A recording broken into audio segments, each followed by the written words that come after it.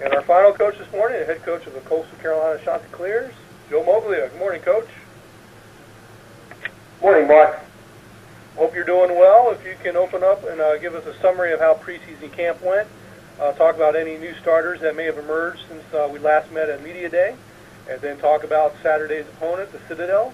We'll go into questions after that. Okie doke. I think we had about 3 objectives as far as preseason and camp goes, and the first was for the guys that we have that are starters a year ago and had proven themselves a year ago. We challenge each one of them, as well as the position coaches, what's the 1 or 2 things that each of those guys truly need to improve on, and if they just get those 1 or 2 things right and are able to better understand their responsibilities, they're going to be better football players. The second piece, there were a handful of guys that played a year ago but didn't have much experience, and there were guys that didn't play much last year and therefore had no experience, but they were going to have to take over starting roles or critical roles where they were going to play on a regular basis. We really needed to bring them along. And then thirdly, we wanted to do as good a job as we could in terms of trying to keep our guys safe and free from any injury, and I think we were reasonably successful across all 3 of those fronts. When I look at the guys that frankly are starting offensive line, our quarterback, our running backs, our receivers, our tight ends, there really no special surprises there. I think the guys that we expected to step up wound up doing that. There was nobody that we expected a lot from that didn't deliver. So there are no surprises from where we were on Media Day. When I take a look at our defense, frankly, I'd say pretty much the same thing. The guys that we expected to play up front, linebacker, secondary, nickel, etc. They're the guys that are playing first. No real surprise for Media Day. As we think about Citadel, it's the first time, in the history of our school we are playing them, but they also have a new staff anyway. So all that's a little bit irrelevant. Their staff is from Lenore-Rhine. They had a great season a year ago. They played for the national championship. And one of the advantages to playing a team with a new staff on opening day is, they have a new system. Well, that's not an advantage for us because the system that the system that Citadel runs is the same system that Lenore-Rhine runs. So while there may be a difference in a coaching staff, the system that they run are really the same, and the terminology is similar. So I think that's only going to give them a significant advantage on offense. From a defensive perspective, frankly, they have a handful of guys, that in the secondary, at linebacker and defensive line, they have pretty good experience coming back from last year. The special teams are experienced coming back from last year. So we expect them to be tough on defense with regard to special teams. Offensively, I'd like to say maybe we'd have had a little bit of an advantage with the new system, but that's not the case. So I think with the new staff, they're going to be ready to go. We hear good things in terms of what they have going on there, from the media and the little things we're able to pick up. So we're sure it's going to be a good game. And the fact that they've got a military philosophy, I don't care what happens. I think when you're playing one of those types of institutions, you can always count on, them being in great shape, really fit, and giving 100% from wire to wire. So we're excited about an important first game at Citadel. Thank you, Coach. At this time, we'll take questions for Coastal Carolina head coach Joe Moglia.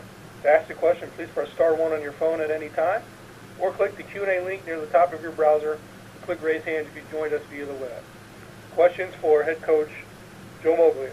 And while we're waiting for questions, Coach, if you could talk a little bit about your first point you made, specifically about who improved on your list. Well, why don't we pick 2 guys that really had good seasons a year ago? Let's first one, our quarterback, Alex Russ. Alex had a really good season a year ago. There are better decisions that he could make post-snap with regards to the coverage. And then a simple understanding of whether or not that means he needs to be able to throw to the check down or throw to the outcut. He worked very, very hard at being able to do something like that. From a defensive perspective, Quinn Backer has had a great couple of years. But his discipline with regards to his reads and reacting as well as he should to run pass is something he needed to work on. He did. So that's an example of not just telling everybody you blindly got to get better. We worked on very specific things for each individual that was experienced player from a year ago that both that player and the position coach had to take responsibility for. And I think we were able to achieve that. Terrific. Thank you. Coach, we have a question for you from Chris Lang of the Lynchburg News and Advance. Go ahead, Chris. Joe, how are you this morning? Hi, Chris.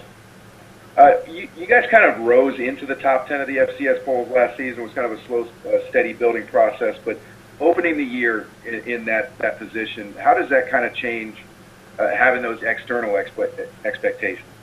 Well, we talked a little bit about this on Media Day. I mean, I think the reality is when you're a preseason nationally ranked or your team's given a lot of credits from the preseason, that's usually based on what you did the year before, and it's got nothing to do with what's going on that year. So I think, frankly, some of the preseason laurels that we have is based on what we did a year ago. So while we're proud or grateful of the season we had a year ago, we know that's not going to have any impact on us this year. I don't think there's a coach or a player on our team that doesn't get that.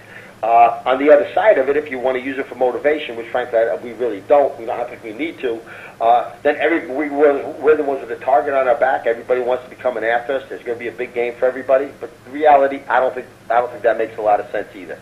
I think at the end of the day, we know that every one of our opponents is going to come up and get ready to go and play us because they want to give it their best shot, and we know that we got to prepare.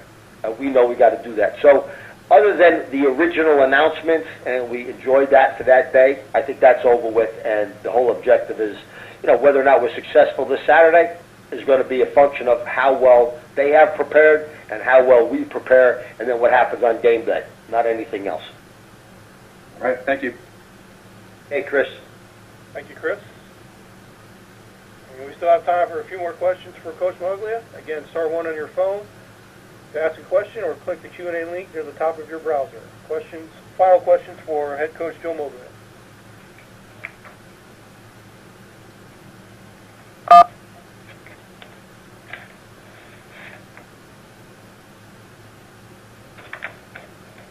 Hey, Coach, I'm not seeing anything else come into the queue, so we'll let you go.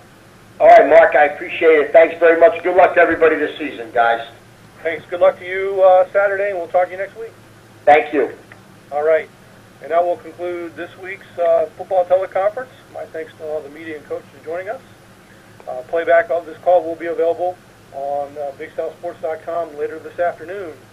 Everyone have a great week, and looking forward to Week 1 of Big South football. Talk to everyone next Tuesday.